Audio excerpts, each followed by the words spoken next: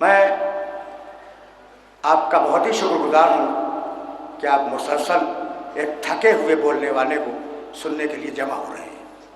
واقعہ یہ ہے کہ خستگی کی وہ کیفیت ہے کہ سینہ کام نہیں دے رہا ہے۔ جتنا بھی جو کچھ بھی عرض کر سکوں وہ آج کی حد تک میرا خیال یہ ہے کہ کافی ہوگا۔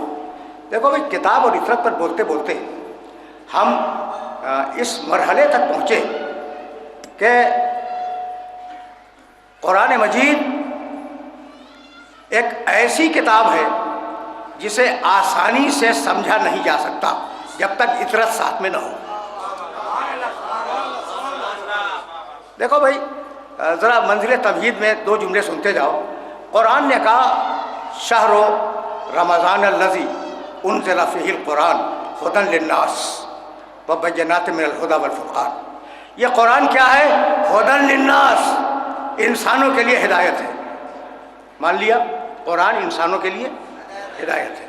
سورہ نحل، یہ سورہ بقرہ کی آیت ہے، سورہ نحل میں کہا ھدی ورحمۃ لقوم یؤمنون، یہ کتاب ہدایت ہے مومنین کے لیے۔ ایک جگہ کہتا ہے پورے انسانوں کے لیے ہدایت ہے، دوسرے مقام پہ کہتا ہے کہ سارے مومنین کے لیے ہدایت ہے۔ اور آغاز بھول گئے، بسم اللہ الرحمن الرحیم، الف لام میم ذالک الکتاب لا ریب فیہ ھدی للمتقین، متقین کے لیے ہدایت ہے۔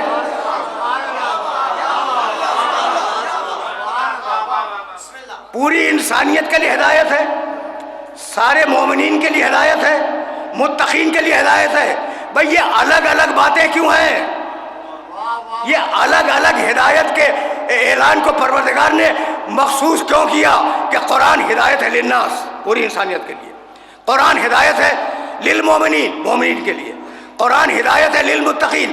تو اگر سمجھو، دیکھو یہ وہ سوال ہے جو کسی عیسائی راہب نے خلیفۃ المسلمین کے دربار میں کیا تھا۔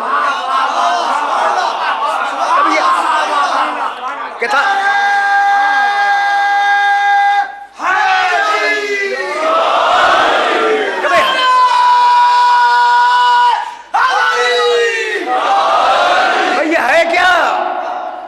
کہنے لگا، عیسائی راہب کہنے لگا کہ یہ ہے کیا؟ کبھی کہتا ہے انسانوں کے لیے ہدایت ہے، کبھی کہتا ہے مومنوں کے لیے ہدایت ہے، کبھی کہتا ہے متقین کے لیے ہدایت ہے، تو یہ آخر ہے کس کے لیے؟ علماء گھبرا گئے، اور علماء کا کام ہی ہے گھبرا جانا۔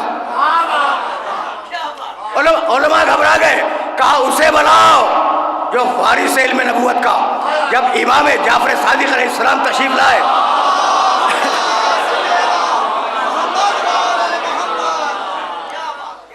تو اس نے چھوٹتے ہی سوال کیا کہ میں آپ کو تو نہیں جانتا، لیکن لوگ آپ کو بہت بڑا عالم سمجھ کے لائے ہیں، تو یہ بتلائیں کہ یہ آیت صحیح ہے ھدی للناس؟ کہا کہ ہاں صحیح ہے۔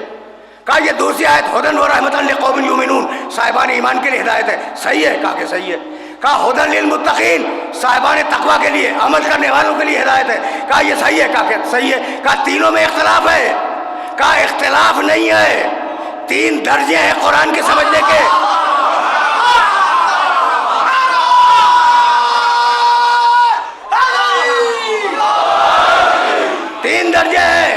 تین درجے ہیں قرآن کے سمجھنے کے۔ وہ جو کافر ہیں اگر قرآن کے معجزہ ہونے میں غور کریں تو ایمان لے آئیں گے، یہ ہدایت ہے ساری انسانیت کے لیے۔ اور اب جب ایمان لے آئے تو ایمان سیکھیں اسی کتاب سے، ہدایت ہے مومنین کے لیے۔ اور جب ایمان مکمل ہو گیا تو اب عمل صالح سیکھیں اسی کتاب سے، متقین کے لیے ہدایت ہے۔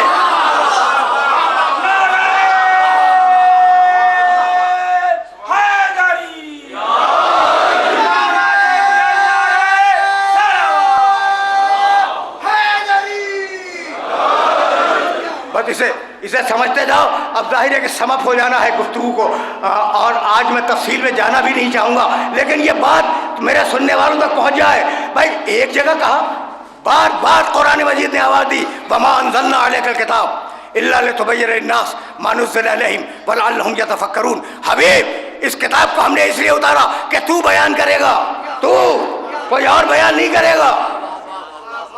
وانزلنا اسی سورے میں سورہ نحل میں وانزلنا الیک الذکر لتبین لهم الذی اختلفوا فیہ وہدی ورحمۃ لقوم یؤمنون. ہم نے اس کتاب کو اس لیے نازل کیا کہ حبیب سے تم بیان کرو گے. بیان کی 2 آیتیں ہو گئیں. ان علینا سورہ قیامت جمع ہوا قرآن ہو, درمیان سے ایک آیت چھوڑ رہا ہوں, ثم ان علینا لبیانہ. اس کتاب کا بیان ہماری ذمہ داری ہے, کوئی اور نہیں کرے گا. سن رہے ہو؟ اور اب 4تھی آیت, بسم اللہ الرحمن الرحیم. الرحمن علم القرآن خلق الانسان علمہ البیان. تو جو کتاب زمانے رسول میں بیان رسول کے بغیر کافی نہ ہو, وہ بعد رسول کیسے کافی بن جائے گی؟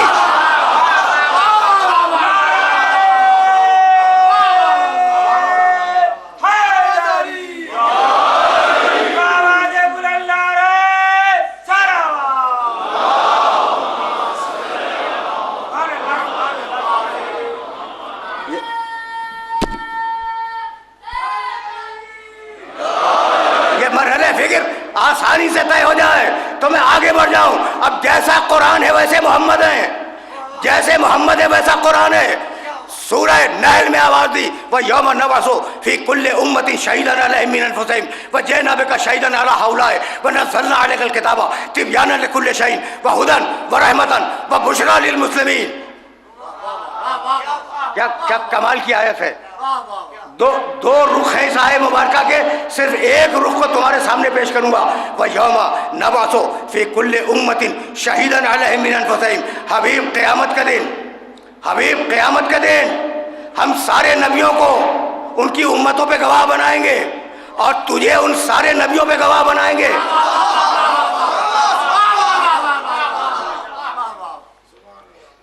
وَنَزَّلْنَا عَلَيْكَ الْكِتَابَ تِبْيَانًا لِكُلِّ شَيْءٍ. اور ہم نے یہ کتاب تیرے اوپر نازل کی تِبْيَانًا لِكُلِّ شَيْءٍ. اس کتاب میں ہر شے کا کھلا ہوا بیان ہے.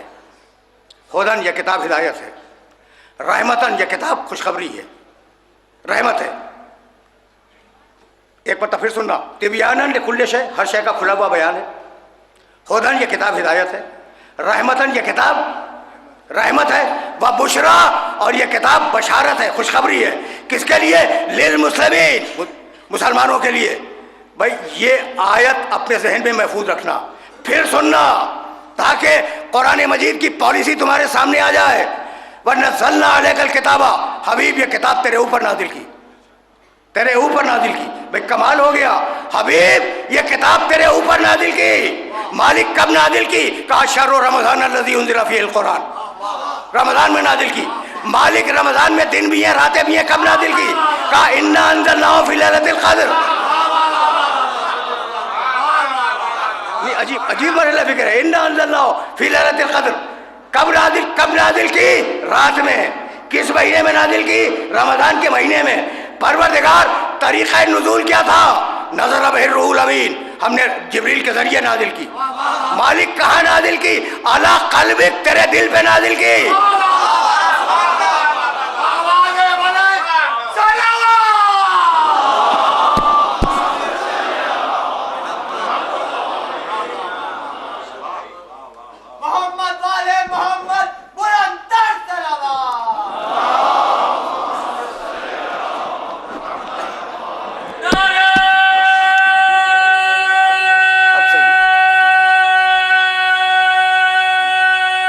بہتر ہو گیا. نزل بہ الروح الامین علی قلبک. دیکھو قرآن کے دائرے میں بات ہو رہی ہے. حبیب ہم نے اس کتاب کو تیرے دل پہ اتارا, دماغ پہ نہیں, دل پہ اتارا. تیرے دماغ پہ نہیں, تیرے دل پہ اتارا. تو مالک اب اتنا اور بتلا دے کہ تیرے قرآن کی طاقت کیا ہے. لو انزلنا, سورہ حشر 59واں سورہ, لو انزلنا ھذا القرآن علی جبل لرأیتہ خاشعا متصدعا من خشیۃ اللہ. اگر قرآن کو پہاڑ پہ اتار دے تو پہاڑ کے ٹکڑے ہو جائیں. اب آمنہ کے بیٹے کا دل کتنا قوی ہے.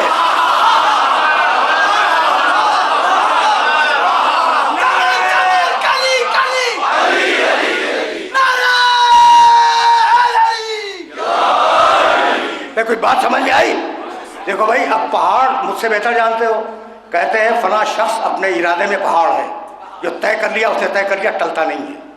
اچھا پہاڑ چھوٹے موٹے زلزلوں کا تو نوٹس بھی نہیں لیتے. ہوائیں پہاڑوں کو ہلا نہیں پاتی. پہاڑ اپنی جگہ پہ پہاڑ ہے، لیکن قرآن میں اتنی طاقت ہے کہ اگر پہاڑ پہ آ جائے، پہاڑ ہٹ جائے، تو جسے پہاڑ نہ اٹھا سکے اسے محمد کا دل اٹھا لے.